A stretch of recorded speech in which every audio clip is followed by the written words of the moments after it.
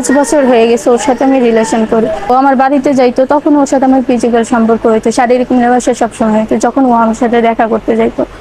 যখন ও ক্লাস 8-এ আর আমি তখন ক্লাস 6-এ।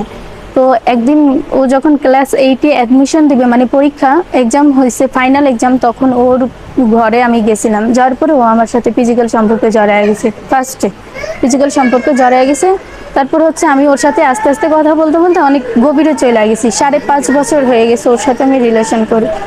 ও আমার সাথে যতদিনই দেখা করতো, যতদিনই থাকতো, বা যতদিন ওর সাথে আমার কথা হইতো, ও আমার বাড়িতে যাইতো, তখন ওর সাথে আমার ফিজিক্যাল সম্পর্ক হইতো, শারীরিক মেলামেশা সবসময় হইতো যখন ও আমার সাথে দেখা করতে যাইতো। বিয়া কইরা দুইজন হ্যাঁ এক লগে থাকুম, কিন্তু ভুল ওগুলা করুম না। কেন? এগুলা করলে মানে বুঝা যায় বিয়া বিয়া করতে। চাকরিতে নেয় না তাইলে? হ্যাঁ নেয় না, কারণ এগুলা করলে বুঝা যায়। আরে ওরা কেমনে মেডিকেল করলে ধরা যায়। তা আমরা যখন করছি তাহলে এসম ধরা যাইব না? হ্যাঁ তুমি এখনই করো, তারপর বিয়া কইরা যদি রাখো তাহলে আর করবা না। প্রতিদিন কয়বার রুমা এদিকে আয়ো। বান্ধবী আপনি কি জানেন?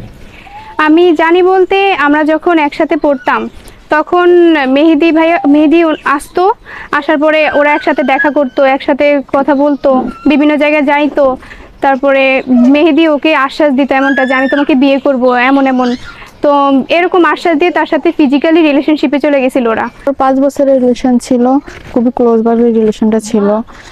তারপরে ওরা রেগুলার ভাবে কথা বলতো, দেখা করতো, অনেক সময় ধরেন ভিডিও কলে কথা বলতো, আবার অনেক সময় দেখা করতো, আবার রুমে যেত। ওর ভাবে ধরেন স্বামী স্ত্রীর ভাবে যে একটা সম্পর্ক আছে না, ওদের এমনি সম্পর্কই ছিল।